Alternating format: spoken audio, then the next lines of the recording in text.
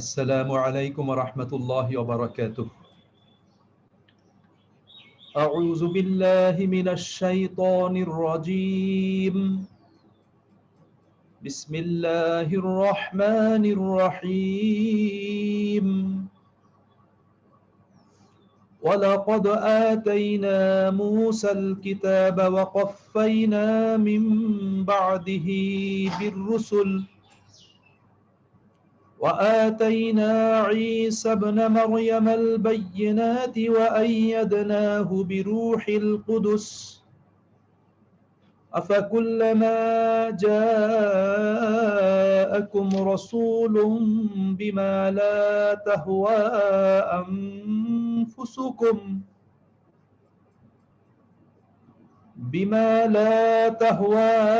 أنفسكم استكبرتم ففريقا كذبتم وفريقا تقتلون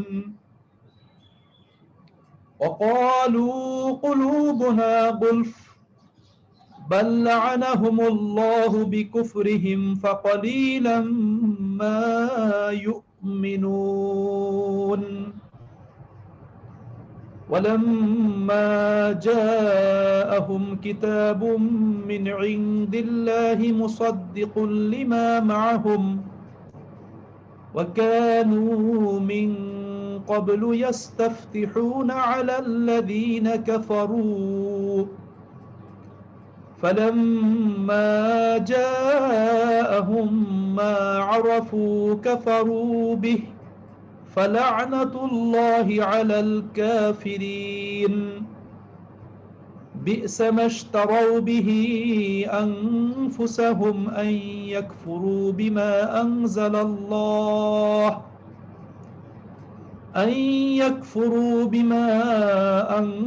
الله بغيا أن ينزل الله من فضله على من يشاء من عباده فباءوا بغضب على غضب وللكافرين عذاب مهين وإذا قيل لهم آمنوا بما أنزل الله قالوا نؤمن بما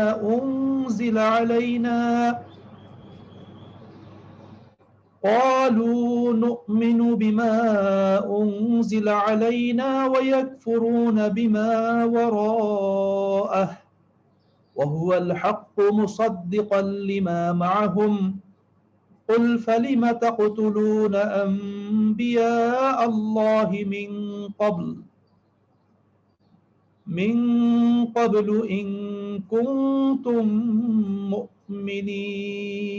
مؤمنين صدق الله العظيم.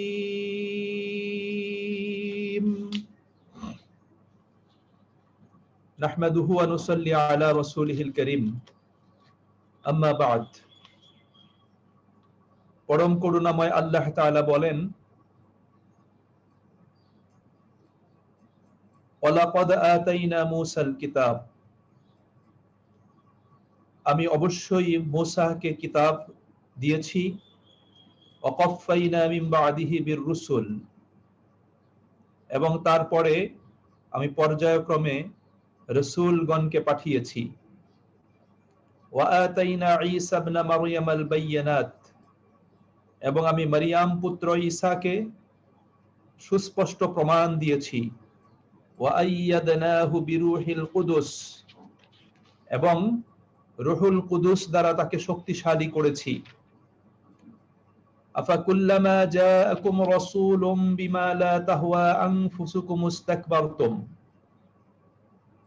তবে কি যখনই কোনো রাসূল তোমাদের কাছে এমন কিছু নিয়ে এসেছেন যা তোমাদের মনোপুত নয়, তখনই তোমরা অহংকার করে তা পরিত্যাগ করেছো।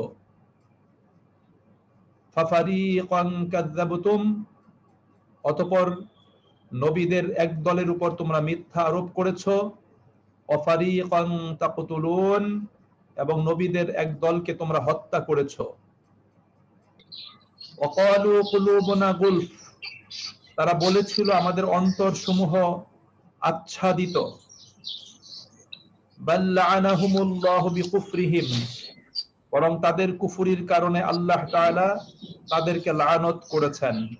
ফাকালিলাম মা ইউমিনুন, সুতরাং তাদের খুব কম সংখ্যক লোকই ঈমান আনয়ন করবে।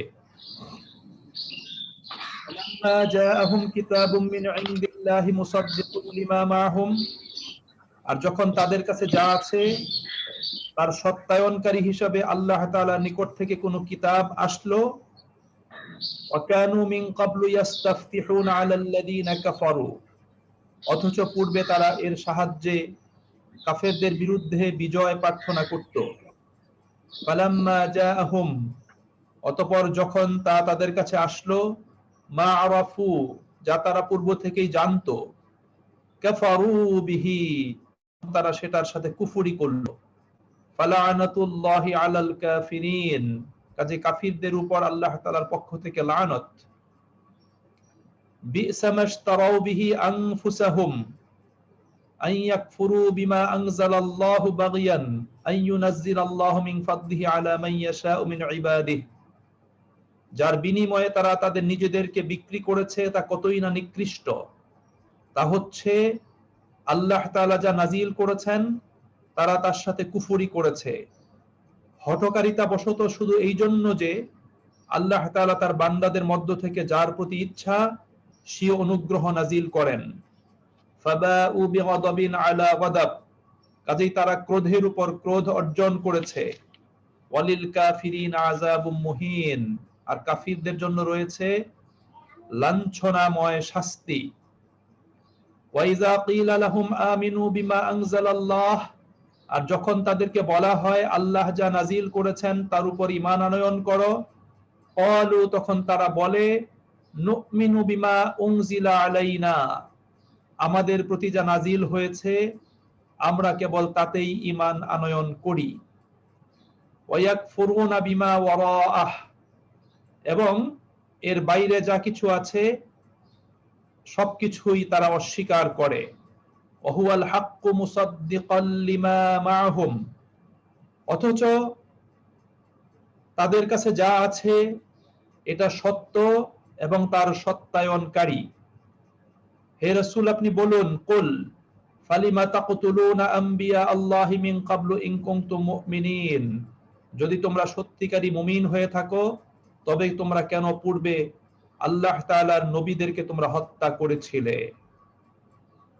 বারাকাল্লাহু লানা ওয়া লাকুম ফিল কুরআনিল আযীম ওয়া নাফা'না ওয়া ইয়্যাকুম বিল আয়াতি ওয়াজ যিকরিল হাকীম। সম্মানিত দিনদার মুমিন মুসলিম ভাই এবং বোনেরা, আল্লাহ সুবহানাহু ওয়া তাআলার দরবারে লাখো কোটি শুকর নিবেদন করছি এবং রাসূলুল্লাহ সাল্লাল্লাহু আলাইহি ওয়াসাল্লামের উপর অসংখ্য দরুদ এবং সালাম পেশ করছি। আল্লাহ সুবহানাহু ওয়া তাআলা আমাদেরকে শাবান মাসের দ্বিতীয় শুক্রবারে জুমার দিনে ফজরের সালাতের কিছু সময় পরে এই কোরআনের হালাকাতে, এই মজলিসে আল্লাহ তাআলা আমাদেরকে কবুল করেছেন। আল্লাহ পাকের অনুগ্রহে আমরা আজকের এই বারাকাপূর্ণ দিনে নিজ নিজ অবস্থান থেকে কোরআনুল হাকিমের সাথে আমরা সংযুক্ত হতে পেরেছি, আলহামদুলিল্লাহ। আল্লাহ সুবহানাহু ওয়া তাআলা সূরা ইউনূস, কোরআনুল হাকিমের 10 নম্বর সূরা, সূরার 57 এবং 58 নম্বর আয়াতে আল্লাহ পাক কোরআনুল হাকিম প্রসঙ্গে গুরুত্বপূর্ণ একটা কথা বলেছেন।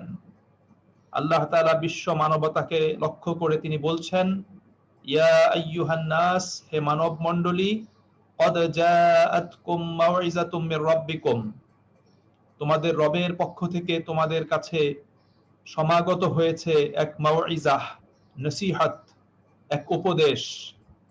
ওয়াশিফাউল লিমা ফিস সুদূর, যা অন্তরসমূহের সকল রোগের আরোগ্য দানকারী।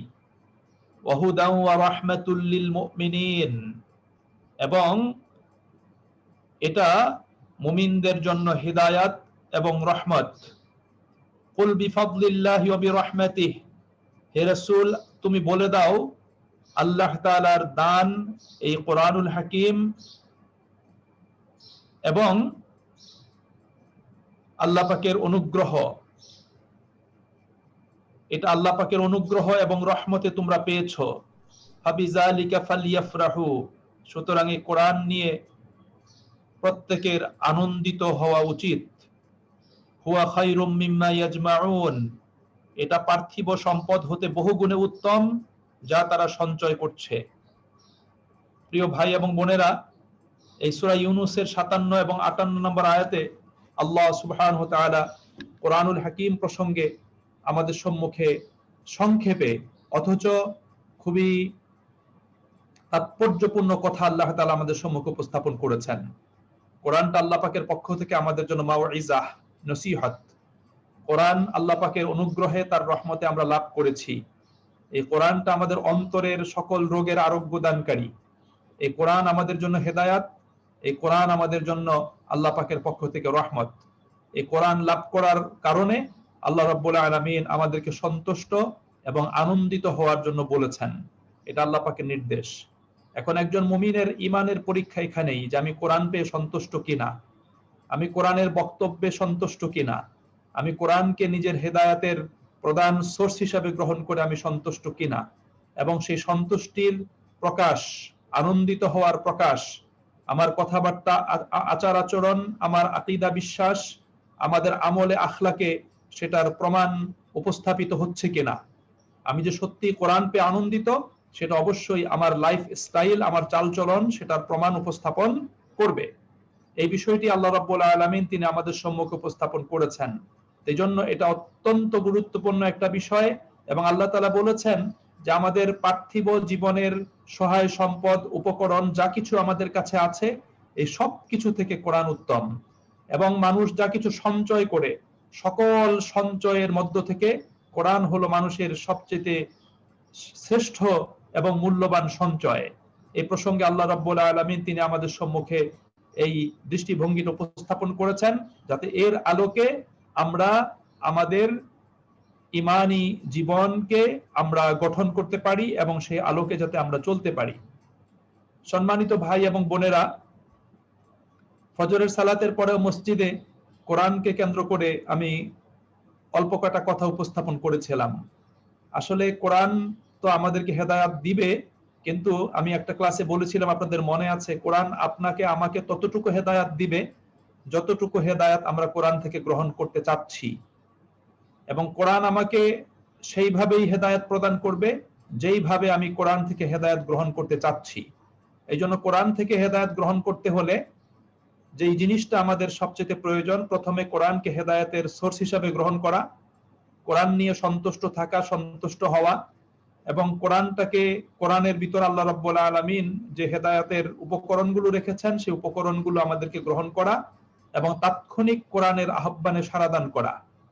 কোরআনের আহ্বানে যদি আমরা তাৎক্ষণিক সাড়াদান না করি, নিজের ভিতর যদি চেঞ্জ না আনি, পরিবর্তন যদি না আনি, তাহলে কোরআন থেকে আমরা খুব কমই ফায়দা লাভ করতে পারবো। এই জন্য নিজেদের জীবনে, নিজেদের সবকিছুতে পরিবর্তন, এটা আমাদের জন্য খুব বেশি দরকার। আমাদের প্রত্যেককে আমাদের একজন কোরআনিক মুমিন হতে হবে। আমাদের প্রত্যেকের পরিবারটাকে একটা কোরআনিক পরিবারে পরিণত করার জন্য পরিকল্পিত পন্থায় আমাদেরকে অগ্রসর হতে হবে। এবং আমাদের সমাজ, সভ্যতা, আমাদের পরিবেশকে পরিবর্তনের জন্য, বদলানোর জন্য প্রত্যেককেই নিজের অবস্থান থেকে দায়িত্ব পালন করতে হবে, কাজ করতে হবে। অন্যথায় কোরআনুল হাকিমের মাধ্যমে আল্লাহ রাব্বুল আলামিন আমাদেরকে যে সুফল দান করেছেন, সেই সুফল থেকে আমরা বঞ্চিতই থেকে যাব। এই জন্য এই বিষয়গুলো আমাদের প্রত্যেকের চিন্তা চেতনায়, আমাদের কর্মের ভিতর, আমাদের ডেইলি যে আমাদের রুটিন আছে, সেই রুটিনের ভিতর এই বিষয়টা অবশ্যই আমাদেরকে সম্পৃক্ত করতে হবে, সম্পৃক্ত রাখতে হবে। প্রিয় ভাই এবং বোনেরা, রমাদান সমাগত, আমরা শাবানের প্রায় মধ্যবর্তী সময়ে চলে এসেছি। আর অল্প কদিন পরেই মাহে রমাদানে আমরা উপনীত হব। রমাদান কিন্তু কোরআনের মাস। আমরা অনেকে বলি রমাদান রোজার মাস, এটা ভুল। রমাদানকে আল্লাহ রাব্বুল আলামিন রোজার মাস বলেন নাই। রাসূলুল্লাহ সাল্লাল্লাহু আলাইহি ওয়াসাল্লাম রমাদানকে রোজার মাস বলেন নাই। আমরা কোরআন যদি পড়ি, আমরা দেখতে পাবো আল্লাহ সুবহানাহু ওয়া তাআলা সূরা বাকারার 185 নম্বর আয়াতে রমাদানকে কোরআনের মাস বলেছেন। হাদিসে রাসূলুল্লাহ সাল্লাল্লাহু আলাইহি ওয়াসাল্লাম রমাদানকে কোরআনের মাস বলেছেন। সুতরাং কোরআনের মাস, কোরআন থেকে হেদায়েত গ্রহণ করতে হবে, কোরআনটাকে আমাদের হেদায়েতের দলিল হিসাবে আমাদের পক্ষে দাঁড় করাতে হবে, কোরআনটাকে সত্য এবং মিথ্যা, হক ও বাতিলের মাঝখানে পার্থক্যকারী মানদণ্ড রূপে দাঁড় করাতে হবে। সেই লক্ষ্যেই আল্লাহ রাব্বুল আলামিন আমাদের ভিতর যতটুকু যোগ্যতা তাকওয়া প্রয়োজন, সেই যোগ্যতা এবং তাকওয়া হাসিলের জন্য, সৃষ্টির জন্য আল্লাহ রাব্বুল আলামিন আমাদেরকে সওম পালনের বিধান আল্লাহ তাআলা প্রদান করেছেন। এই বিষয়টা সামনে রেখে এই শাবানের বাকি যে কয়টা দিন আছে, এই কয়টা দিনের মধ্যেই আমাদেরকে অবশ্যই এই রমাদানে, কোরআনের মাস হিসেবে রমাদানকে অ্যাকসেপ্ট করে, গ্রহণ করে, কোরআন মানে কোরআনিক পদ্ধতিতে একটা ইবাদতের পরিকল্পনা তৈরি করে মাহে রমাদানটা আমাদের পালন করার জন্য চেষ্টা করতে হবে। এটা আমাদের জন্য খুব বেশি জরুরি বিষয়। প্রিয় ভাই এবং বোনেরা, আজকে আমরা সূরা বাকারার 87 আয়াত থেকে নিয়ে 91 আয়াত পর্যন্ত 5টি আয়াতের তেলাওয়াত আমরা শুনেছি। এই 5টি আয়াত আমাদের জন্য অত্যন্ত গুরুত্বপূর্ণ। বনি ইসরাইলদের প্রসঙ্গে আল্লাহ রাব্বুল আলামিন আলোচনা পেশ করেছেন। বনি ইসরাইলদের, বিশেষ করে ইহুদি সম্প্রদায়ের তাদের হঠকারিতামূলক কিছু আচরণের দৃষ্টান্ত আল্লাহ পাক এই অংশে প্রদান করেছেন, এবং একই সাথে বনি ইসরাইলের সর্বশেষ রাসূল, সর্বশেষ নবী ঈসা আলাইহিস সালাতু ওয়াস সালাম, তার প্রসঙ্গে আল্লাহ সুবহানাহু ওয়া তাআলা সূরা বাকারাতে এখানে প্রথম আলোচনা উপস্থাপন করছেন। বনি ইসরাইলদের যাত্রা শুরু হয়েছিল নবী ইয়াকুব আলাইহিস সালাতু ওয়াস সালামের মাধ্যমে, এবং বনি ইসরাইলদের এই নবুয়ত এবং রিসালতের ধারাবাহিকতা ঈসা আলাইহিস সালাতু ওয়াস সালাম পর্যন্ত এসে এটা সমাপ্ত হয়েছে। আল্লাহ রাব্বুল আলামিন বনি ইসরাইলদের মাধ্যমে এতদিন তার নবুয়ত এবং রিসালতের যে ধারাবাহিকতা, এটা অব্যাহত রেখেছিলেন। তাদের পদস্খলনের কারণে, সঠিক দায়িত্ব পালন না করার জন্য আল্লাহ রাব্বুল আলামিন অনেকটা নবুয়ত এবং রিসালাতের এই ময়দান থেকে আল্লাহ পাক তাদেরকে কি করেছেন? পদচ্যুত করেছেন। এবং সেই জায়গাতে ইসমাইল আলাইহিস সালাতু ওয়াস সালাম বংশের একজন যোগ্য উত্তরসূরি হিসাবে মুহাম্মদুর রাসূলুল্লাহ সাল্লাল্লাহু আলাইহি ওয়াসাল্লামকে আল্লাহ সুবহানাহু ওয়া তাআলা সেই দায়িত্বে তিনি অভিষিক্ত করেছেন। এই জন্য আজকে আমরা এই অংশে একের সাথে দেখতে পাবো যে মুসা আলাইহিস সালাতু ওয়াস সালাম প্রসঙ্গ, তার উম্মত নিয়ে আলোচনা এবং উম্মতের হঠকারিতামূলক কিছু আচরণ, এবং একই সাথে ঈসা আলাইহিস সালাতু ওয়াস সালামকে আল্লাহ রাব্বুল আলামিন যে দলিল প্রমাণ দিয়ে পৃথিবীতে প্রেরণ করেছেন, রুহুল কুদুসের মাধ্যমে তাকে সাহায্য করেছেন, সেই প্রসঙ্গগুলো আল্লাহ রাব্বুল আলামিন উপস্থাপন করছেন। এই বিষয়গুলো আমাদের জন্য অত্যন্ত গুরুত্বপূর্ণ। আমরা এই বিষয়গুলো আজকের এই অংশে আমরা জানবো ইনশাআল্লাহুল আজিজ। আজকে যে অংশটা আমরা শুরু করেছি সূরা বাকারার 87 আয়াত থেকে নিয়ে 87 নম্বর আয়াত, আল্লাহ রাব্বুল আলামিন বলছেন, ওয়ালাকাদ আতাইনা মূসাল কিতাব, আমি অবশ্যই মূসাকে কিতাব দিয়েছি। আমরা জানি যে মূসা আলাইহিস সালাতু ওয়াস সালাম আল্লাহ পাকের পক্ষ থেকে তাওরাত কিতাব লাভ করেছিলেন, এবং তাওরাত কিতাবের যে হুকুম আহকাম গুলো মূসা আলাইহিস সালাতু ওয়াস সালাম তিনি বনি ইসরাইলদের মাঝে তিনি সেটাকে বাস্তবায়ন করেছিলেন। কিন্তু বনি ইসরাইলদের হঠকারিতামূলক আচরণের কারণে তারা কিতাবের এই সুফল থেকে তারা বঞ্চিত থেকেছিল। সেই প্রসঙ্গগুলো আল্লাহ রাব্বুল আলামিন সূরা বাকারাতে বিস্তারিত আলোচনা করেছেন। আল্লাহ বলছেন, ওয়াকাফাইনা মিন বাদিহি বিররুসুল, এরপরে আমি পর্যায়ক্রমে রাসূলদেরকে পাঠিয়েছি। মূসা আলাইহিস সালাতু ওয়াস সালামের পরে ঈসা আলাইহিস সালাতু ওয়াস সালাম পর্যন্ত আল্লাহ সুবহানাহু ওয়া তাআলা অসংখ্য নবী এবং রাসূল আল্লাহ তাআলা পাঠিয়েছেন, এবং তন্মধ্যে মূসা আলাইহিস সালাতু ওয়াস সালামের পরে অনেক নবী রাসূলদের আলোচনা আল্লাহ রাব্বুল আলামিন কোরআনুল হাকিমে করেছেন। যেমন মূসা আলাইহিস সালাতু ওয়াস সালামের পরে যে সমস্ত নবী রাসূলগণ এসেছিলেন, তন্মধ্যে সবচেয়ে প্রমিনেন্ট ছিলেন হযরত জাকারিয়া আলাইহিস সালাতু ওয়াস সালাম, হযরত ইয়াহইয়া আলাইহিস সালাতু ওয়াস সালাম, হযরত দাউদ আলাইহিস সালাতু ওয়াস সালাম, হযরত সুলাইমান আলাইহিস সালাতু ওয়াস সালাম। এই সমস্ত নবীদের আলোচনা আল্লাহ রাব্বুল আলামিন কোরআনুল হাকিমে করেছেন। তারা প্রত্যেকেই ছিলেন বনি ইসরাইলের এক একজন প্রসিদ্ধ নবী এবং রাসূল, এবং তারা নবুয়ত এবং রিসালাতের দায়িত্বে অভিষিক্ত হয়ে তারা আল্লাহর এই জমিনে আল্লাহ রাব্বুল আলামিনের হুকুম আহকামকে প্রচার, প্রসার এবং প্রতিষ্ঠা কল্পে তারা সারা জীবন মেহনত করেছেন, এবং তাদের দাওয়াতি জীবনগুলো আল্লাহ রাব্বুল আলামিন কোরআনুল হাকিমে বিস্তারিত আলোচনা করেছেন। আল্লাহ পাক এখানে সংক্ষেপে বলছেন যে আমি মূসাকে কিতাব দিয়েছিলাম, এবং মূসা আলাইহিস সালাতু ওয়াস সালামের পরে আমি পর্যায়ক্রমে নবী এবং রাসূলদেরকে পৃথিবীতে প্রেরণ করেছিলাম। আল্লাহ রাব্বুল আলামিন নবী রাসূলদেরকে প্রেরণ করেছেন। একই সাথে আল্লাহ বলছেন, ওয়া আতাইনা ঈসা ইবনে মারইয়াম আল বায়িনাত, এবং আমি ওয়া আতাইনা আমি দিয়েছিলাম ঈসা ইবনে মারইয়াম মারইয়ামের পুত্র ঈসা আলাইহিস সালাতু ওয়াস সালামকে আল বাইয়িনাত আমি তাকে সুস্পষ্ট প্রমাণ আমি তাকে দিয়েছিলাম।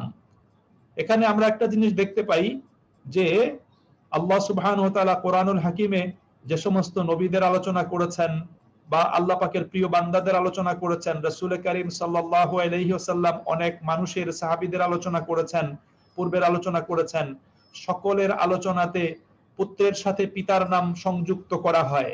শুধু ঈসা আলাইহিস সালাতু ওয়াস সালামের ক্ষেত্রে আল্লাহ রাব্বুল আলামিন পিতার নাম সংযুক্ত না করে তার মায়ের নাম সংযুক্ত করেছেন। এই বিষয়টি আমরা প্রত্যেকেই জানি যে আল্লাহ রাব্বুল আলামিন এই পৃথিবীতে যত মানুষ সৃষ্টি করেছেন এই সৃষ্টির ব্যাপারে আল্লাহ রাব্বুল আলামিন তিনটা পদ্ধতি অবলম্বন করেছেন। প্রথম পদ্ধতি হলো আল্লাহ রাব্বুল আলামিন আদম আলাইহিস সালাতু ওয়াস সালামকে মা বাবা ছাড়া সরাসরি সৃষ্টি করেছেন। কোন মা বাবার ঔরসে আদম আলাইহিস সালাতু ওয়াস সালামকে আল্লাহ রাব্বুল আলামিন সৃষ্টি করেন নাই। আদম এবং হাওয়াকে একটা ভিন্ন প্রকৃতিতে উইদাউট মডেল আল্লাহ রাব্বুল আলামিন তাদেরকে সৃষ্টি করেছেন। ঈসা আলাইহিস সালাতু ওয়াস সালামের সৃষ্টির প্রসঙ্গে আল্লাহ রাব্বুল আলামিন কোরআনুল হাকিমে বলেছেন যে ঈসা আলাইহিস সালাতু ওয়াস সালামের সৃষ্টি অনেকটা আদমের মতো, যে ঈসা আলাইহিস সালাতু ওয়াস সালাম তিনি আদমের মতো সৃষ্টি হয়েছেন। সেটা কিভাবে? যে আদম আলাইহিস সালাতু ওয়াস সালামকে মা বাবা ছাড়া সৃষ্টি করেছেন, আর ঈসা আলাইহিস সালাতু ওয়াস সালামকে আল্লাহ রাব্বুল আলামিন তিনি পিতা ছাড়া শুধু মায়ের গর্ভে জিবরাইল আলাইহিস সালাতু ওয়াস সালামের ফুৎকারের মাধ্যমে তার গর্ভ সঞ্চার করিয়ে আল্লাহ রাব্বুল আলামিন ঈসা আলাইহিস সালাতু ওয়াস সালামকে পৃথিবীতে প্রেরণ করেছেন। এইজন্য ঈসা আলাইহিস সালাতু ওয়াস সালামের যেহেতু পিতা ছিল না, এইজন্য তার আলোচনা করতে গিয়ে আল্লাহ রাব্বুল আলামিন তাকে তার মায়ের সাথে সম্পৃক্ত করেছেন এবং কাল কিয়ামতের দিন ঈসা আলাইহিস সালাতু ওয়াস সালামকে তার মায়ের সাথে সম্পৃক্ত করেই আল্লাহ রাব্বুল আলামিন তাকে ডাকবেন। এই প্রসঙ্গে কোরআনুল হাকিমে সূরা আল মাইদাতে আল্লাহ রাব্বুল আলামিন আলোচনা করেছেন। যেমন সূরা আল মাইদাতে আল্লাহ তাআলা বলেছেন, ওয়া ইয ক্বালাল্লাহু ইয়া ঈসা ইবনে মারইয়াম আ আনতা কুলতা লিন-নাসি ইত্তাখিজুনি ওয়া উম্মিয়া ইলাহাইনি মিন দুনিল্লাহ। আল্লাহ তাআলা বলছেন, স্মরণ করো সেই সময়ের কথা, সেই আখিরাত দিবসে, কিয়ামত দিবসে যখন আল্লাহ তাআলা মারইয়ামের পুত্র ঈসাকে ডেকে বলবেন, তুমি কি মানুষকে এই কথা বলেছিলে যে আল্লাহকে বাদ দিয়ে আমাকে এবং আমার মায়ের ইবাদত তোমরা করো? ঈসা আলাইহিস সালাতু ওয়াস সালাম সেদিন বলবেন, সুবহানাল্লাহ, সুবহানাকা, যে আল্লাহ সমস্ত পবিত্রতা তোমার জন্য, যেই কথা বলা আমার জন্য সঙ্গত নয় সেটা আমি কি করে বলে থাকতে পারি? আর আমি সেরকম কথা বলে থাকলে সেটা তো তুমি জানো, কারণ আমার মনের অবস্থা তুমি জানো, কিন্তু তোমার মনের প্রকৃত অবস্থাটা আমি ঈসা জানি না। এই প্রসঙ্গে আল্লাহ রাব্বুল আলামিন আলোচনা পেশ করেছেন। যাই হোক, ঈসা আলাইহিস সালাতু ওয়াস সালামকে আল্লাহ সুবহানাহু ওয়া তাআলা কাল কিয়ামতের দিনে তার মায়ের সাথে সম্পৃক্ত করে আল্লাহ রাব্বুল আলামিন ডাকবেন। আল্লাহ তাআলা এখানে বলছেন তিনি ঈসাকে দলিল এবং প্রমাণ দিয়েছেন, কিন্তু কি দলিল এবং প্রমাণ ঈসা আলাইহিস সালাতু ওয়াস সালামকে আল্লাহ সুবহানাহু ওয়া তাআলা প্রদান করেছেন সেই কথা কিন্তু এখানে আল্লাহ রাব্বুল আলামিন বলেন নাই। সেই কথাটা আল্লাহ তাআলা বলেছেন সূরা আলে ইমরানের 49 নম্বর আয়াতে। সূরা আলে ইমরানের 49 নম্বর আয়াতে আল্লাহ রাব্বুল আলামিন ঈসা আলাইহিস সালাতু ওয়াস সালামকে কি দলিল প্রমাণ দিয়েছেন তার কিছু বর্ণনা আল্লাহ সুবহানাহু ওয়া তাআলা প্রদান করেছেন। যেমন আল্লাহ তাআলা বলছেন, ওয়ারুসুলান ইলা বনি ইসরাঈল, এবং আমি বনি ইসরাঈল বংশীয়দের জন্য রাসূল প্রেরণ করবেন আল্লাহ সুবহানাহু ওয়া তাআলা। আন্নী ক্বাদ জিতুকুম বিআয়াতিম মির রাব্বিকুম, এবং আমি তোমাদের প্রতি তোমাদের রবের নিকট থেকে নিদর্শন সহ আমি তোমাদের কাছে কি করেছি? আগমন করেছি, প্রেরিত হয়েছি। সেই নিদর্শনগুলো কি? তিনি বলছেন, আন্নী আখলুকু লাকুম মিনাত তিন কাহাইয়াতিত তায়র ফাআনফুখু ফীহি ফায়াকুনু তায়রান বিইজনিল্লাহ। ঈসা আলাইহিস সালাতু ওয়াস সালাম মাটি দিয়ে পাখির মূর্তি তৈরি করতেন, পাখির আকৃতি তৈরি করতেন। তারপরে সেখানে কি করতেন? নিজের মুখ দিয়ে ফুৎকার দিতেন, তখন আল্লাহ রাব্বুল আলামিনের হুকুমে সেই পাখিটা জীবন্ত হয়ে উড়ে চলে যেত। এটা একটা নিদর্শন। দ্বিতীয় নিদর্শন ছিল ওয়া উবরিউল আকমাহা ওয়াল আবরাস। তিনি ঈসা আলাইহিস সালাতু ওয়াস সালাম জন্মান্ধ এবং কুষ্ঠ ব্যক্তির গায়ে যদি হাত বুলিয়ে দিতেন তারা সুস্থ হয়ে যেত। এই নিদর্শন আল্লাহ পাক তাকে দিয়েছেন। এরপরে বলছেন, ওয়া উহিল মাউতা বিইজনিল্লাহ। ঈসা আলাইহিস সালাতু ওয়াস সালাম তিনি মৃতকে জীবিত করেছেন। এই মুজিজা, এই নিদর্শন আল্লাহ রাব্বুল আলামিন ঈসা আলাইহিস সালাতু ওয়াস সালামকে দান করেছিলেন। তিনি যখন মৃত ব্যক্তির কাছে দাঁড়িয়ে তিনি বলতেন কুম্বি ইজনিল্লাহ, আল্লাহ পাকের হুকুমে দাঁড়িয়ে যাও, আল্লাহ পাকের নির্দেশে সেই মৃত ব্যক্তি জীবন্ত হয়ে উঠে দাঁড়িয়ে যেত। এই নিদর্শন আল্লাহ পাক তাকে দিয়েছেন। এরপরে তিনি বলছেন ওয়া উনাব্বিউকুম বিমা তাকুলুনা ওয়া মা তাদাখিরুনা ফি বুয়ুতিকুম, মানুষ যদি কোনো মানুষ ঘরে খেয়ে ঈসা আলাইহিস সালাতু ওয়াস সালামের সামনে যেত, ঈসা আলাইহিস সালাতু ওয়াস সালাম বলে দিতে পারতেন সে কি খেয়ে এসেছে। দ্বিতীয়ত সে ঘরে কি খাবার সঞ্চয় করে রেখেছে সেটাও ঈসা আলাইহিস সালাতু ওয়াস সালাম বলে দিতে পারতেন। এই ধরনের নিদর্শন আল্লাহ সুবহানাহু ওয়া তাআলা ঈসা আলাইহিস সালাতু ওয়াস সালামকে প্রদান করেছিলেন। সেই প্রসঙ্গগুলো সূরা আলে ইমরানের 49 নম্বর আয়াতে আল্লাহ সুবহানাহু ওয়া তাআলা আলোচনা করেছেন। আমরা জানি যে আল্লাহ সুবহানাহু ওয়া তাআলা সমস্ত নবী রাসূলদেরকেই তার পক্ষ থেকে নিদর্শন দিয়েছেন। এই নিদর্শনগুলোকে আল্লাহ সুবহানাহু ওয়া তাআলা কোরআনুল হাকিমে আয়াত হিসাবে, বাইয়ানাত হিসাবে আল্লাহ পাক উল্লেখ করেছেন, এবং হাদিসে রাসূলুল্লাহ সাল্লাল্লাহু আলাইহি ওয়াসাল্লাম মুআজিজা হিসাবে, নিদর্শন হিসাবে তিনি এগুলোকে উল্লেখ করেছেন। এবং সমকালীন সময়ে যেই নবীর জন্য যেই ধরনের নিদর্শন প্রয়োজন এবং উপযোগী, বাতিলের মানে যে বাতিল শক্তির বা অপশক্তির সেই মানে তাদের অবস্থান যে ভুল সেটা প্রমাণ করার জন্য, অর্থাৎ বাতিলের উপর হকটাকে বিজয়ী করার জন্য যে নিদর্শন এবং দলিল প্রমাণ প্রয়োজন, সেই আলোকেই কিন্তু আল্লাহ রাব্বুল আলামিন নবী রাসূলদেরকে নিদর্শন প্রদান করেছিলেন। এই জন্য আমরা দেখতে পাই যেমন মুসা আলাইহিস সালাতু ওয়াস সালামের সময় জাদুবিদ্যার তার মানে ব্যাপকতা ছিল। এই জন্য আল্লাহ রাব্বুল আলামিন তার সাথে মিল রেখে মুসা আলাইহিস সালাতু ওয়াস সালামকে সেই লাঠির মুজিজা আল্লাহ পাক প্রদান করেছিলেন, যে লাঠি হাত থেকে ছেড়ে দিলে সেটা সাপ হয়ে যেত, আবার ধরে ফেললে লাঠি হয়ে যেত। মুসা আলাইহিস সালাতু ওয়াস সালাম বগলের নিচে ডান হাত ঢুকালে সেটা বের করলে আলো বিচ্ছুরিত হতো, এই মুজিজা তাকে দিয়েছিলেন। সুলাইমান আলাইহিস সালাতু ওয়াস সালামকে আল্লাহ পাক অনেকগুলো মুজিজা দিয়েছেন। তিনি সমস্ত জীবজন্তু পশু পাখির কথা বুঝতে পারতেন, জিনদেরকে তার অনুগত করে দিয়েছিলেন। তিনি জায়নামাজে বসে সকালবেলা 1 মাসের পথ উড়ে চলে যেতেন, আবার বিকাল বেলা 1 মাসের পথ উড়ে সেখান থেকে প্রত্যাবর্তন করতেন। দাউদ আলাইহিস সালাতু ওয়াস সালামকে সুললিত কণ্ঠ আল্লাহ পাক দিয়েছিলেন, তিনি অত্যন্ত সুললিত কণ্ঠে জাবুর তেলাওয়াত করতেন। পশু পাখিগুলো তার তেলাওয়াত শোনার জন্য নিশ্চুপ বসে যেত।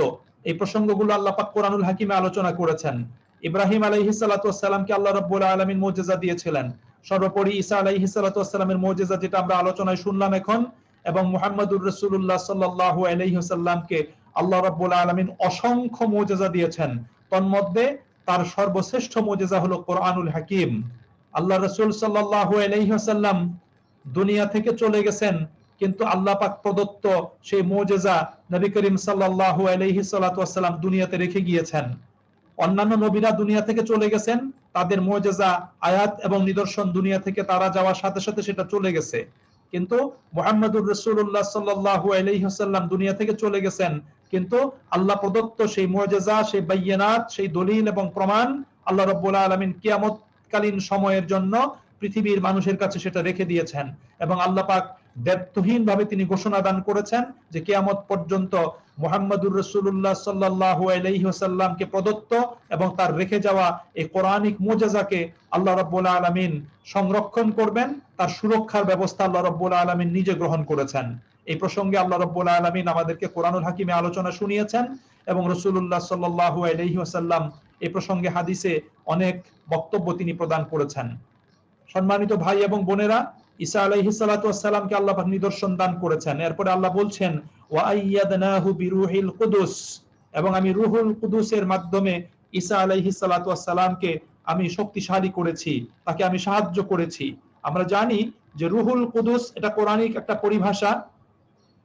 রূহুল কুদুসের মাধ্যমে আল্লাহ রাব্বুল আলামিন এখানে প্রথমত ঈসা আলাইহিস সালাতু ওয়াস সালাম ঈসা আলাইহিস সালাতু ওয়াস সালামের রূহকেই, তার সত্তাকেই আল্লাহ রাব্বুল আলামিন বুঝিয়েছেন।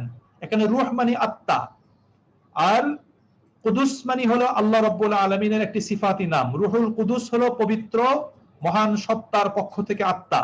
সেই দৃষ্টিকোণ থেকে ঈসা আলাইহিস সালাতু ওয়াস সালামকে আল্লাহ রাব্বুল আলামিন তাকে নিজের সাথে সম্পৃক্ত করে ঈসা আলাইহিস সালাতু ওয়াস সালামের মর্যাদা এবং গৌরবকে বৃদ্ধি করেছেন। যেমন কাবাকে আল্লাহ রাব্বুল আলামিন নিজের সাথে সম্পৃক্ত করেছেন, কাবাকে বাইতুল্লাহ বলা হয়।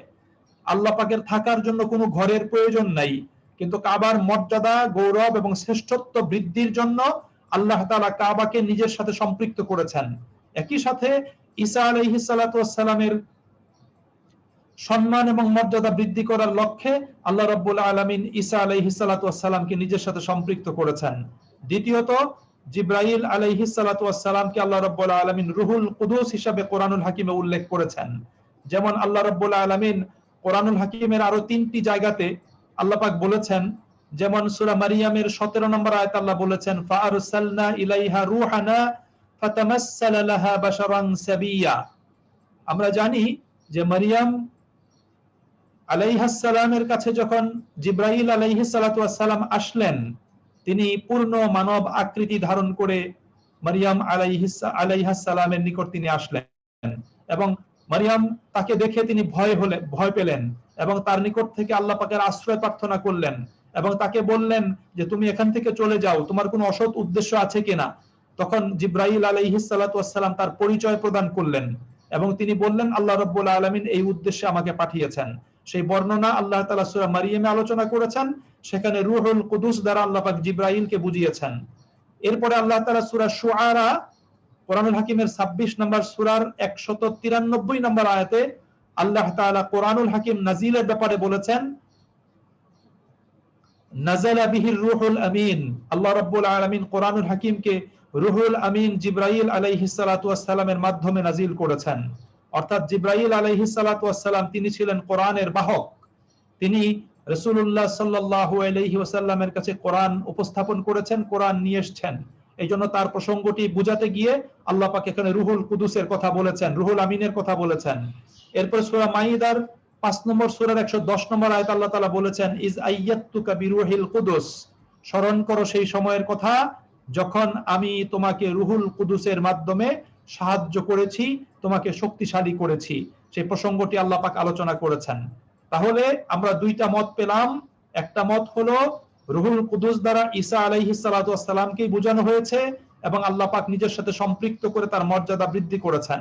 দ্বিতীয়ত হলো রুহুল কুদুস দ্বারা আল্লাহ তাআলা জিবরাইল আলাইহিস সালাতু ওয়াস সালামকে বুঝিয়েছেন। কেননা এর কয়েকটি কারণ উল্লেখ করা হয়েছে তাফসিরে মারিফুল কোরআনে এবং তাফসিরে রুহুল বায়ানে। সেই কয়েকটি কারণ। 1 নম্বর কারণ হলো জিবরাইলের ফুৎকারে মারিয়ামের গর্ভসঞ্চার হয়েছিল। দ্বিতীয়ত, জিবরাইলের মাধ্যমে শয়তানের স্পর্শ থেকে আল্লাহ রাব্বুল আলামিন ঈসা আলাইহিস সালাতু ওয়াস সালামকে হেফাজত করেছেন। এই মর্মে রাসূল করিম সাল্লাল্লাহু আলাইহি ওয়াসাল্লামের একটা হাদিস রয়েছে। আল্লাহর নবী সাল্লাল্লাহু আলাইহি ওয়াসাল্লাম বলেছেন, কোন মানব শিশু যখন জন্মগ্রহণ করে, সেই মানব শিশুকে শয়তান স্পর্শ করে, আঙ্গুল তার গায়ে লাগিয়ে দেয়, স্পর্শ করে, তাকে আঙ্গুল দিয়ে একটু টাচ করে, গুতা দেয় শয়তান। এবং সেই প্রসঙ্গতে আল্লাহ রাব্বুল আলামিন আলোচনা করেছেন এবং সেই আলোচনার প্রেক্ষাপটে রাসূল করিম সাল্লাল্লাহু আলাইহি ওয়াসাল্লাম যে কথা বলেছেন যে ঈসা আলাইহিস সালাতু ওয়াস সালামকে আল্লাহ রাব্বুল আলামিন শয়তানের স্পর্শ থেকে হেফাজত করেছেন, তাকে শয়তান টাচ করতে পারেনি এবং সেটা আল্লাহ তাআলা করেছেন জিবরাইল আলাইহিস সালাতু ওয়াস সালামের মাধ্যমে। তৃতীয়ত, ইহুদিরা ছিল ঈসা আলাইহিস সালাতু ওয়াস সালামের প্রধান দুশমন। তারা প্রত্যক্ষ এবং পরোক্ষভাবে ঈসা আলাইহিস সালাতু ওয়াস সালামের পিছনে লেগেছিল। আমরা জানি যে ঈসা আলাইহিস সালাতু ওয়াস সালামের বিরুদ্ধে তাকে হত্যা করার জন্য যে ফতোয়া দিয়েছিল, এখানে ছিল ইহুদিদের 300-র অধিক আলেম এবং মুফতি, যারা ঈসা আলাইহিস সালাতু ওয়াস সালামকে হত্যা করার জন্য তারা ফতোয়া প্রদান করেছিল এবং ইহুদিদের নেতৃত্বে ঈসা আলাইহিস সালাতু ওয়াস সালামকে ধরে এনে তাকে হত্যা করার জন্য পরিকল্পনা তারা পাকাপোক্ত করেছিল। কিন্তু আল্লাহ রাব্বুল আলামিন জিবরাইলের মাধ্যমে তার নিরাপত্তার ব্যবস্থা আল্লাহ পাক সুনিশ্চিত করেছিলেন এবং ফাইনালি জিবরাইল আলাইহিস সালাতু ওয়াস সালামের মাধ্যমে ঈসা আলাইহিস সালাতু ওয়াস সালামকে আল্লাহ রাব্বুল আলামিন আকাশে উত্তোলন করে নিয়েছেন। এই 4টি কারণ তাফসিরে রুহুল বায়ানে এবং তাফসিরে মারিফুল কোরআনে উল্লেখ করা হয়েছে।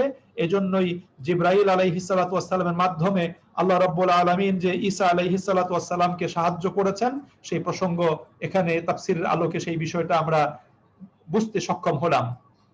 তৃতীয়ত, আল্লাহ রাব্বুল আলামিন ঈসা আলাইহিস সালাতু ওয়াস সালামকে যে ওহী দান করেছেন, সেই ওহীর মাধ্যমে তাকে সাহায্য করেছেন, দিক নির্দেশনা দিয়েছেন। সেই ওহীর জ্ঞানটাকে আল্লাহ রাব্বুল আলামিন রুহুল কুদুস হিসাবে আল্লাহ তাআলা উল্লেখ করেছেন। তাহলে এখানে আমরা দেখতে পাই মুসা আলাইহিস সালামকে বলে আল্লাহ বলছেন তাকে তিনি কিতাব দিয়েছেন, তারপরে পর্যায়ক্রমে নবী রাসূলদেরকে পাঠিয়েছেন। ঈসা আলাইহিস সালাতু ওয়াস সালামকে দলিল দিয়ে মুজিজা দিয়ে আল্লাহ পাক পাঠিয়েছেন এবং ঈসা আলাইহিস সালাতু ওয়াস সালামকে আল্লাহ তাআলা রুহুল কুদুসের মাধ্যমে, জিব্রাইলের মাধ্যমে আল্লাহ তাআলা সাহায্য করেছেন, তাকে শক্তিশালী করেছেন। এরপর আল্লাহ বলছেন, আফা কুল্লামা জাআকুম রাসূলুম বিমা লা তাহওয়া আনফুসুকুম ইস্তাকবারতুম। এটা অত্যন্ত গুরুত্বপূর্ণ একটা বিষয়। আল্লাহ তাআলা বলেছেন, আফা কুল্লামা জাআকুম রাসূল, যখনই তোমাদের কাছে কোন রাসূল এমন কিছু নিয়ে এসেছেন, বিমা লা তাহওয়া আনফুসুকুম, যেটা তোমাদের মনোপুত হয় নাই। রাসূল তোমাদের কাছে এসেছেন এবং রাসূল এমন হেদায়েত তোমাদের কাছে উপস্থাপন করেছেন, এমন বক্তব্য দিয়েছেন, তার প্রদর্শিত সেই বক্তব্য, সেই হেদায়েত তোমাদের মনোপুত হয় নাই। যখন তোমাদের মনোপুত হয় নাই, ইস্তাকবারতুম, তখন তোমরা কি করেছো? অহংকার করেছো, এবং অহংকার করে তোমরা সেই সত্যকে প্রত্যাখ্যান করেছো, সত্যকে তোমরা গ্রহণ করো নাই। এখানে সেই বনি ইসরাইলদের, ইহুদিদের, তাদের সেই হীন মানসিকতার দিকটা আল্লাহ রাব্বুল আলামিন এখানে উপস্থাপন করেছেন।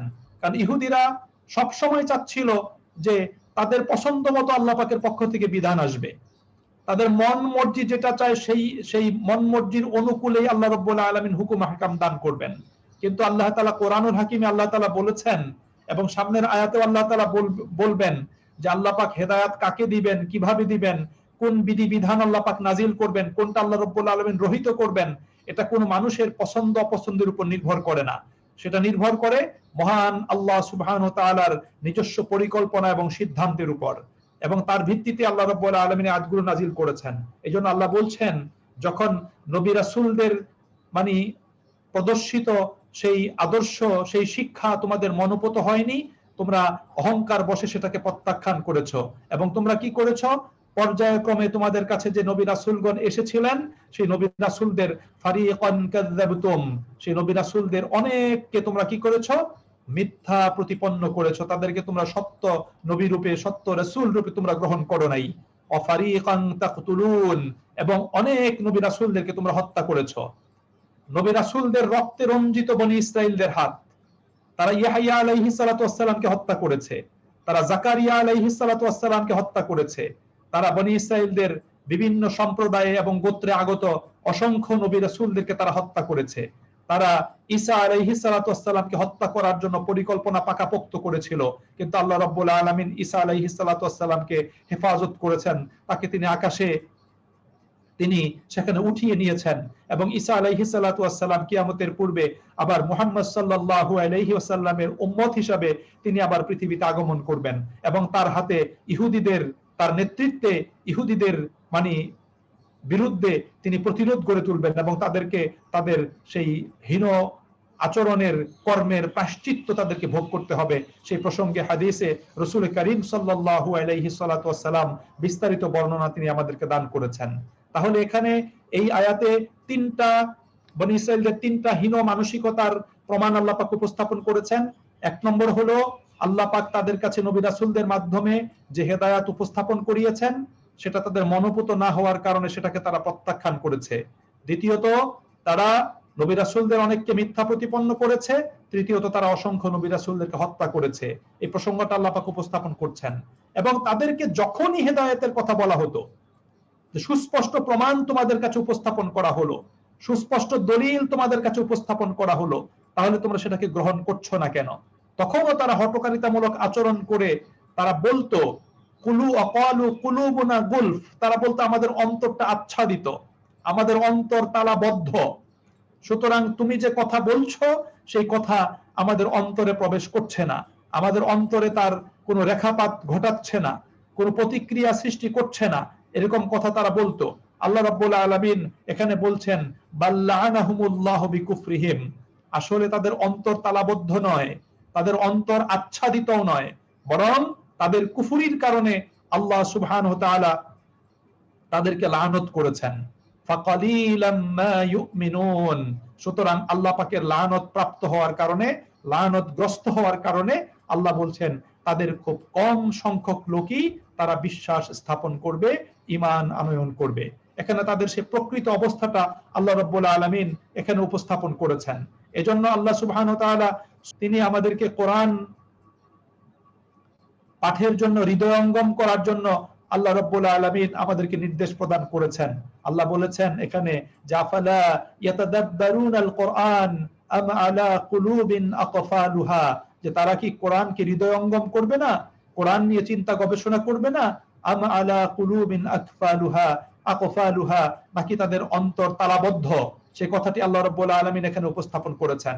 এজন্য কোরআন বুঝতে হলে অন্তরের তালা খুলে ফেলতে হবে, অন্তরের উপর থেকে সকল জাহিলিয়াতি চিন্তা চেতনার ধারণা বিশ্বাসের আচ্ছাদনটাকে অবমুক্ত করতে হবে, না হলে কোন অবস্থাতেই সেই অন্তরে কোরআন প্রবেশ করবে না। এই জন্য তাফহিমুল কোরআনের ভূমিকাতে একটা গুরুত্বপূর্ণ কথা বলা হয়েছে, তাফহিমুল কোরআনের ভূমিকাতে একটা গুরুত্বপূর্ণ কথা বলা হয়েছে। সেই গুরুত্বপূর্ণ কথাটা হলো যে কোন মানুষ যদি নিরপেক্ষ মন নিয়ে কোরআন পড়তে না বসে, পরিচ্ছন্ন পবিত্র মন নিয়ে যদি কোরআন পড়তে না বসে, এবং সে যদি কোরআন পড়ার সময় যদি তার পূর্ব ধারণা আকীদা বিশ্বাস সাথে নিয়ে যদি কোরআন পড়তে বসে, তাহলে সে কোরআনের পৃষ্ঠায় পৃষ্ঠায় শুধু তার নিজের ধারণাগুলোর নতুন সবকই সে গ্রহণ করবে, কোরআন থেকে নিষ্কলুষ পরিচ্ছন্ন হেদায়েত সে কখনোই সেখান থেকে লাভ করবে না।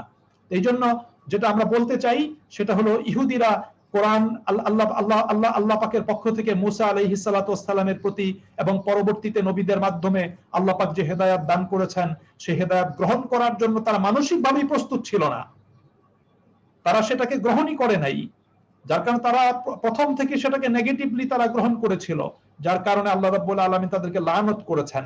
এই জন্য আল্লাহ প্রদত্ত সেই ঐশী কিতাব থেকে, ওহীর জ্ঞান থেকে তারা নিজেদেরকে বঞ্চিতই রেখেছিল, বঞ্চিত থেকেছিল। সেই প্রসঙ্গটি আল্লাহ পাক এখানে উপস্থাপন করেছেন।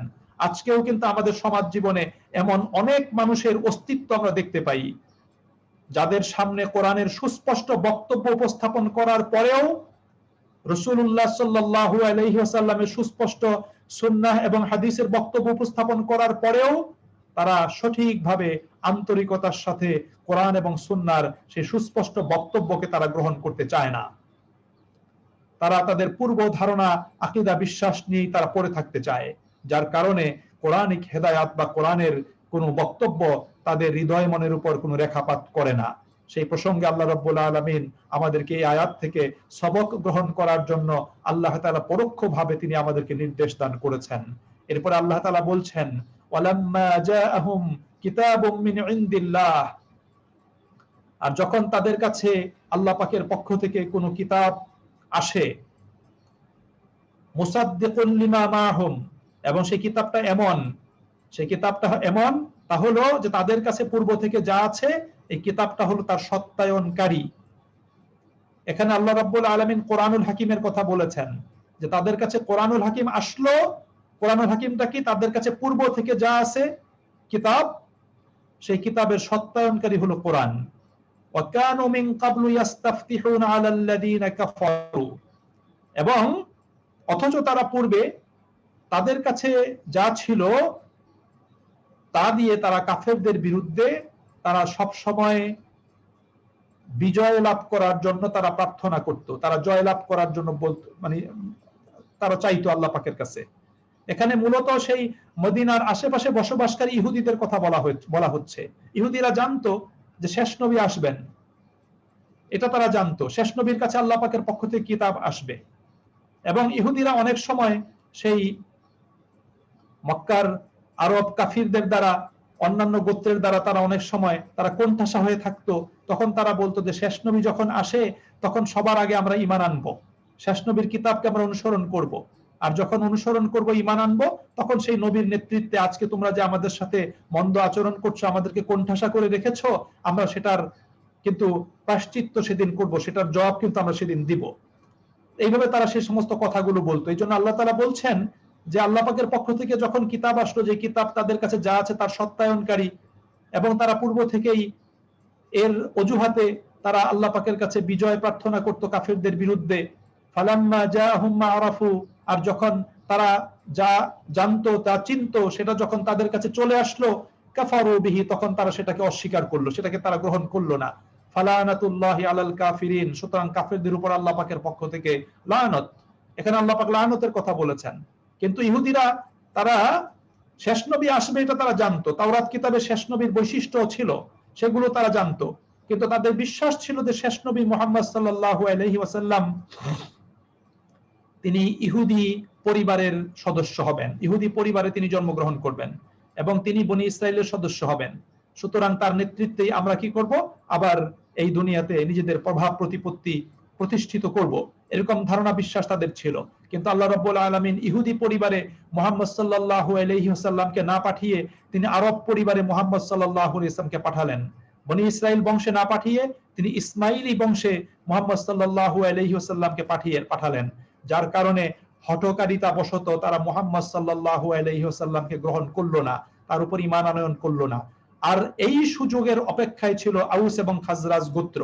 যেহেতু ইহুদিদের মুখে তারা এই কথা শুনতো এবং তারা জানতো, যার কারণে তারা মুহাম্মদুর রাসূলুল্লাহ সাল্লাল্লাহু আলাইহি ওয়াসাল্লামের নবুয়ত লাভের সংবাদ পাওয়ার পরে তারা কাল বিলম্ব না করে এই আউস এবং খাজরাজ গোত্র তারা ইহুদিদের আগেই তারা ইসলাম কবুল করে নিয়েছিল। সেই প্রসঙ্গটি আল্লাহ রাব্বুল আলামিন কোরআনুল হাকিমে আলোচনা করেছেন এবং রাসূলুল্লাহ সাল্লাল্লাহু আলাইহি ওয়াসাল্লামের হাদিস থেকে ওই আলোচনা আমরা লাভ করতে পারি। এরপর আল্লাহ বলছেন যে বিসামাশতারাউ বিহি আনফুসাহুম, যার বিনিময়ে তারা নিজেদেরকে বিক্রি করেছে তা কতই না নিকৃষ্ট। অর্থাৎ তারা হেদায়েত গ্রহণের পরিবর্তে তারা গোমরাহিকে গ্রহণ করেছে এবং গোমরাহিকে গ্রহণ করে তারা নিজেদের জীবনকে কেনা বেচার যে পদক্ষেপ নিয়েছে সেটা অবশ্যই সেটা কি হয়েছে, সেটা নিকৃষ্ট হয়েছে। আল্লাহ রাসূল সাল্লাল্লাহু আলাইহি ওয়াসাল্লামও কিন্তু ঈমান এবং আমলের বিষয়টাকে নিজের মানুষের জীবনের কেনা বেচার সাথে উল্লেখ করেছেন। রাসূল করিম সাল্লাল্লাহু আলাইহি ওয়াসাল্লাম, আল্লাহ নবী সাল্লাল্লাহু আলাইহি ওয়াসাল্লাম একটা হাদিসে তিনি বলেছেন যে মানুষ যখন সকালবেলা ঘুম থেকে জাগে, ঘুম থেকে জাগার পরে সে নিজেকে মুক্ত করে অথবা সে নিজেকে ধ্বংস করে দেয়। কারণ ঘুম থেকে জাগার পরে তার জীবনের কেনা বেচা শুরু হয়। সেটা কিভাবে? ব্যক্তি ঘুম থেকে ওঠার পরে সে যদি আল্লাহকে স্মরণ করে, আল্লাহ পাকের হুকুম যদি সে পালন করে, তাহলে সে এই কেনা বেচাতে নিজেকে মুক্ত করে নেয়। আর ব্যক্তি যদি আল্লাহ পাককে স্মরণ না করে, আল্লাহ পাকের হুকুম দিয়ে যদি দিনের কর্ম বা কাজ শুরু যদি না করে, কর্মসূচি শুরু না করে, আল্লাহ রাসূল সাল্লাল্লাহু আলাইহি ওয়াসাল্লাম বলছেন এই কেনা বেচাতে সে ব্যক্তি নিজেকে ধ্বংস করে দেয়। এজন্য প্রত্যেক মানুষের ঈমান এবং আমলকে রাসূলুল্লাহ সাল্লাল্লাহু আলাইহি ওয়াসাল্লাম এটা আল্লাহ পাকের সাথে একটা ট্রানজাকশন, একটা বিজনেসের বিষয় হিসাবে আল্লাহ রাব্বুল আলামিন উল্লেখ করেছেন এবং কোরআনুল হাকিমে আল্লাহ রাব্বুল আলামিন এটাকে বিজনেস বলেছেন। সূরা তাওবার 111 নম্বর আয়াতে আল্লাহ পাক বিজনেস বলেছেন এবং একই সাথে সূরা সফের ইয়া আইয়ুহাল্লাযীনা আমানু হাল আদুল্লুকুম আলা তিজারা, এই আয়াতে আল্লাহ রাব্বুল আলামিন আমাদের ঈমান, আমল, জিহাদ ফি সাবিলিল্লাহ এই সমস্ত বিষয়গুলোকে আল্লাহ রাব্বুল আলামিন আমাদেরকে আল্লাহ পাকের সাথে বিজনেসের কথা বলেছেন। এই জন্য এটা অত্যন্ত বিজনেস। এই জন্য আল্লাহ তাআলা এই অংশেও বলছেন যে বনি ইসরাইলের লোকেরা তারা নিজেদেরকে বিক্রি করেছে যার বিনিময়ে সেটা কতই না নিকৃষ্ট। অর্থাৎ তারা ঈমানকে গ্রহণ করে নাই, ঈমানের বিনিময়ে নিজেদেরকে বিক্রি করে নাই, কিতাবকে অনুসরণ করার মাধ্যমে নিজেদের জীবনকে বিক্রি করে নাই, বরং কুফরিকে অবলম্বন করে কিতাবকে প্রত্যাখ্যান করে তারা যে কেনা বেচা করেছে এটা তাদের জন্য লাভজনক হয় নাই, বরং সেটা কি হয়েছে? বিসামা, সেটা অত্যন্ত নিকৃষ্ট হয়েছে, সেটা খারাপ হয়েছে। আল্লাহ বলছেন যে আইয়াকফুরু বিমা আনজালাল্লাহু বাগিয়ান আইয়ুনাজ্জিলাল্লাহু মিন ফাদলিহি আলা মান ইয়াশা মিন ইবাদিহি, যে আল্লাহ তাআলা তাদের কাছে যা নাজিল করেছেন তারা সেটাকে অস্বীকার করেছে। এই জন্য এই বিদ্বেষ বশত আল্লাহ বলছেন যে বাগিয়ান, এই বিদ্বেষ বশত আইয়ুনাজ্জিলাল্লাহু মিন ফাদলিহি আলা মান ইয়াশা মিন ইবাদিহি, যে আল্লাহ রাব্বুল আলামিন তার বান্দাদের মধ্য থেকে যার উপর ইচ্ছা তিনি কি করেছেন? তার পক্ষ থেকে অনুগ্রহ নাজিল করেছেন। এখানে অনুগ্রহ বলতে কোরআনুল হাকিমকে আল্লাহ রাব্বুল আলামিন বুঝিয়েছেন। অর্থাৎ মুহাম্মদ সাল্লাল্লাহু আলাইহি ওয়াসাল্লামের উপর আল্লাহ তাআলা কোরআন নাজিল করেছেন, সেই জন্য বিদ্বেষ বশত তারা সেই কোরআনকে অস্বীকার করেছে, কোরআনকে সেটাকে তারা গ্রহণ করে নাই। আল্লাহ রাব্বুল আলামিন কোরআন যে হক এটা তারা জানতো, সেই প্রসঙ্গে সূরা বাকারাতে আল্লাহ তাআলা বলেছেন ইয়ারিফুনাহু কামা ইয়ারিফুনা আবনাহুম, তারা নিজেদের যত সন্তানদেরকে যেভাবে জানতো এবং চিনতো, তারা কোরআনকেও সেভাবে জানতো এবং চিনতো। মুহাম্মদ সাল্লাল্লাহু আলাইহি ওয়াসাল্লামের সত্যতার ব্যাপারেও তারা সেভাবে জানতো এবং চিনতো, কিন্তু হঠকারিতামূলক ভাবে তারা কোরআনকেও গ্রহণ করে নাই এবং মুহাম্মদ সাল্লাল্লাহু আলাইহি ওয়াসাল্লামের উপর ঈমান আনয়ন করেনি। এইজন্য আল্লাহ তাআলা বলছেন ফাবাউ বিগাদাবিন আলা গাদাব, সুতরাং তাদের উপর ক্রোধের উপর ক্রোধ, তারা ক্রোধের উপর ক্রোধ অর্জন করেছে। এখানে ক্রোধের উপর ক্রোধ অর্জন করার ব্যাপারে আল্লাহ রাব্বুল আলামিন দুইটা কথা বলেছেন। একটা হলো কুফরির কারণে ক্রোধ, আরেকটা হলো তাদের হিংসা এবং বিদ্বেষের কারণে ক্রোধ। তারা কুফরি করে তারা সত্য দিনকে প্রত্যাখ্যান করেছে, কিতাবকে প্রত্যাখ্যান করেছে।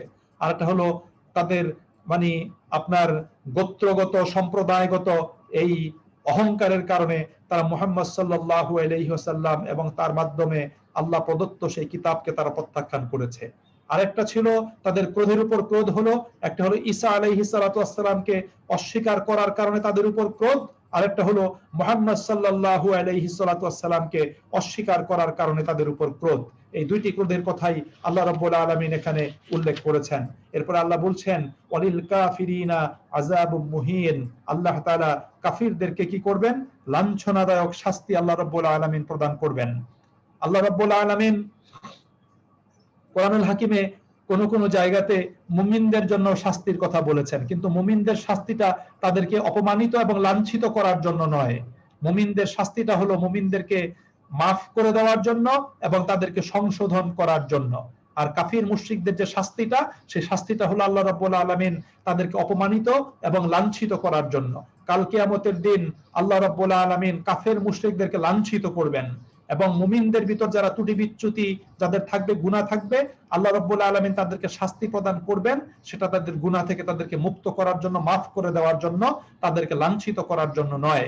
এই জন্য আল্লাহ রাব্বুল আলামিন দুনিয়াতে যেমন কোন নিষ্ঠাবান মুমিন মুসলিমকে আল্লাহ পাক লাঞ্ছিত করতে চান না, লাঞ্ছিত আল্লাহ পাক করেন না, আখিরাতে আল্লাহ রাব্বুল আলামিন একজন মুমিনকে আল্লাহ রাব্বুল আলামিন সেখানে কাফের মুশরিকদের সামনে আল্লাহ পাক লাঞ্ছিত করবেন না। সেই প্রসঙ্গে আল্লাহ রাব্বুল আলামিন কোরআনুল হাকিমে আলোচনা করেছেন এবং রাসূল কারীম সাল্লাল্লাহু আলাইহি ওয়াসাল্লামের বক্তব্য এর উপর রয়েছে। এরপরে আল্লাহ তাআলা বলছেন ওয়া ইযা ক্বিলা লাহুম আমিনু বিমা আনজালাল্লাহ, যখন তাদেরকে বলা হয় আল্লাহ যা নাজিল করেছেন তার উপর ঈমান আনয়ন করো, ক্বালু, তখন তারা বলে নুমিনু বিমা উনজিলা আলাইনা, আমাদের উপর যা নাজিল করা হয়েছে আমরা শুধু তার উপর ঈমান আনয়ন করি। ওয়া ইয়াকফুরুনা বিমা ওয়ারাআহ, এছাড়া বাকি যেগুলো আছে সেগুলোকে তারা অস্বীকার করে। অর্থাৎ ইহুদিরা বলতো যে আমাদের কাছে তাওরাত নাজিল করা হয়েছে, আমরা তাওরাতের উপর ঈমান আনয়ন করি, কিন্তু যেহেতু কোরআন আমাদের উপর নাজিল করা হয় নাই, ইহুদিদের উপর নাজিল করা হয় নাই, মুহাম্মদ তিনি ইহুদি ছিলেন না, সুতরাং আমরা কোরআনের উপর ঈমান আনয়ন করি না, সেটাকে আমরা অস্বীকার করি। সুস্পষ্টভাবে এই বক্তব্য তারা প্রদান করলো।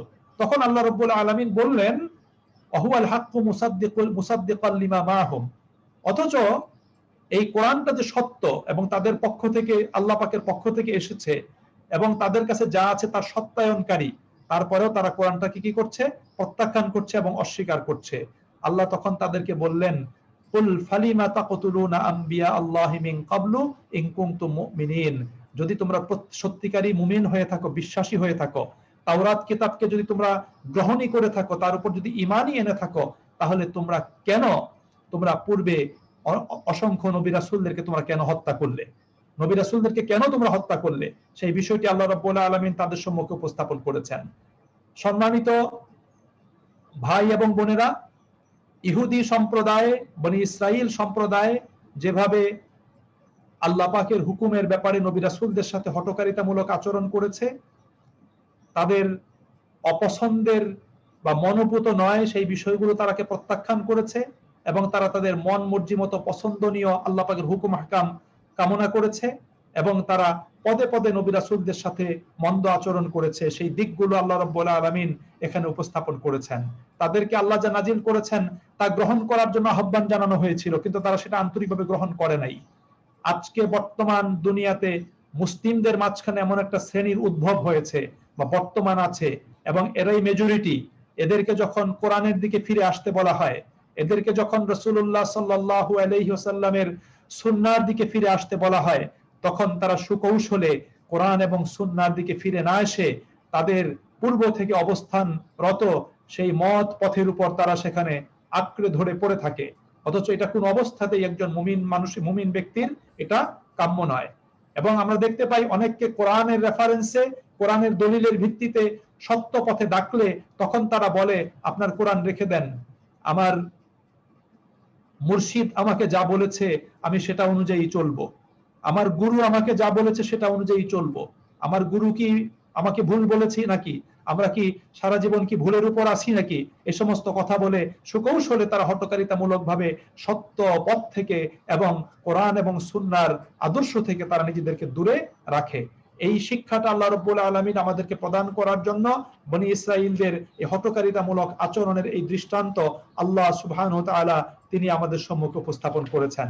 এই জন্য সুপ্রিয় ভাই এবং বোনেরা, যে কথাটা আমি সব সময় বলে থাকি, যেটা আমি আজকেও শুরুতে আমি বলেছি, সেটা হলো যে আমরা যতক্ষণ পর্যন্ত কোরআনের আহ্বানে তাৎক্ষণিক সাড়া দান না করব, এবং কোরআন যেহেতু একটা বিপ্লবাত্মক একটা কিতাব, কোরআন পরিবর্তন চায়, কোরআন বদলাতে চায়, যতক্ষণ পর্যন্ত নিজেরা নিজেদেরকে পরিবর্তন না করব, নিজেদেরকে না বদলাবো, এবং পরিবর্তন এবং বদলানোর আমাদের সুদৃঢ় সংকল্প যতক্ষণ পর্যন্ত না থাকবে এবং সেটা বাস্তবায়ন না করব, ততক্ষণ পর্যন্ত কিন্তু কোরআন আমাদেরকে খুব কমই হেদায়েতের আলো আমাদেরকে দান করবে এবং আমরা খুব কমই হেদায়েতের আলো লাভ করতে সক্ষম হব। এই জন্য আসুন আমরা প্রত্যেকেই বনি ইসরাইলদের এই হটকারিতামূলক আচরণ, তাদের অবস্থান থেকে শিক্ষা গ্রহণ করি, নিজেদেরকে সংশোধন করি, নিজেদেরকে পরিবর্তন করি, নিজেদেরকে বদলানোর জন্য চেষ্টা করি, এবং তাৎক্ষণিকভাবে কোরআনের আহ্বানে সাড়া দান করে আমরা কোরআনের পথে অগ্রসর হই এবং নিজেদেরকে একজন কোরআনিক মুমিন রূপে আমরা দাঁড় করাই, নিজেদের পরিবারটাকে কোরআনিক পরিবার রূপে আমরা দাঁড় করাই। তাহলেই ইনশাআল্লাহ কোরআনের সেই সুফল এবং কোরআনের সেই সৌরভ আমরা লাভ করে নিজেদের জীবনকে আলোকিত করতে সক্ষম হব। এটা আমাদের জন্য অত্যন্ত গুরুত্বপূর্ণ একটা বিষয়। এই আহ্বান আমি আপনাদের সম্মুখে রেখে, এবং শুরুতে আমাদের মুহতারাম সঞ্চালক তিনি যে কথা বলেছেন, সেই কথাটা হলো কাগজ কলম নিয়ে কিন্তু কোরআন পড়তে হয়। কাগজ কলম ছাড়া কোরআন পড়লে সেটা কিন্তু সেই পড়াতে কিন্তু বরকত খুব কম হয়। এই জন্য আপনি যে কোনো পড়া পড়তে গেলে আপনাকে কাগজ কলম নিয়ে পড়তে হবে। আমরা যারা জীবনে বিভিন্ন সেক্টরে বা বিভিন্ন সাবজেক্টে আমরা একাডেমিক লেখাপড়া করেছি, একাডেমিক লেখাপড়া করতে গেলেও কিন্তু খাতা কলম সাথে নিয়ে বসে লেখাপড়া করেছি। ইম্পর্টেন্ট জিনিসগুলো আমরা নোট করেছি, সেগুলো আমরা মার্ক করেছি। সেগুলি মার্ক না করে, নোট না করে পড়লে তাতে বরকত আমাদের খুব কম হয়েছে। এই জন্য কোরআন পড়তে হলে আমাদেরকে নোট নিয়ে বসতে হবে, আল্লাহর আদেশগুলো লিখতে হবে, আল্লাহ পাকের নিষেধগুলো লিখতে হবে, শিক্ষণীয় বিষয়গুলো লিখতে হবে, আল্লাহ পাক প্রদত্ত দৃষ্টান্তগুলো লিখতে হবে, হটকারিতামূলক আচরণকারী কাফের মুশরিকদের বৈশিষ্ট্য গুণাবলীগুলো লিখতে হবে, যাতে সেগুলো থেকে আমরা বেঁচে থাকতে পারি। এভাবে যদি আমরা অগ্রসর হতে পারি, আলহামদুলিল্লাহ, এর দ্বারা আমরা প্রত্যেকেই ইনশাআল্লাহ লাভবান হব। আর কোরআন ততক্ষণ পর্যন্ত আমার জীবনে প্রভাব বিস্তার করবে না, রেখাপাত করবে না, যতক্ষণ পর্যন্ত কোরআন আপনার আমার জীবনের জন্য, জীবন পরিচালনার জন্য যে নকশা এঁকে দিয়েছে, সেই নকশা মোতাবেক আমরা হাঁটা চলা শুরু না করব। এই জন্য কোরআনের, যেহেতু কোরআন ময়দানি কিতাব, ময়দানে কোরআন নাজিল হয়েছে, এই জন্য অবশ্যই এই ঘর থেকে ময়দানে নেমে আসতে হবে। ময়দানে নেমে আসলেই কিন্তু তখন কোরআনটা আমাদের হৃদয়ঙ্গম করা, হৃদয়ঙ্গম হওয়া, এটা তখন কি হয়ে যাবে? সহজ হয়ে যাবে। এখন তখনই আমরা কিন্তু কোরআনের পক্ষে বিপক্ষে কে আছে, কার কোথায় অবস্থান, সেই জিনিসটা কিন্তু আমরা তখন সচক্ষে দেখতে সক্ষম হব। এই জন্য আসুন আমরা কোরআনের প্রতি সুবিচার করি, এবং যাতে আমরা কোরআন থেকে হেদায়েত লাভ করতে পারি। আল্লাহ রাব্বুল আলামিন আমাদের সকলকে তৌফিক দান করুন। আল্লাহ রাব্বুল আলামিন আমাদের সকলকে কবুল করুন। আমিন। ওয়া আখিরু দাওয়ানা আনিল হামদুলিল্লাহি রাব্বিল আলামিন। আসসালামু আলাইকুম ওয়া রাহমাতুল্লাহি ওয়া বারাকাতুহু।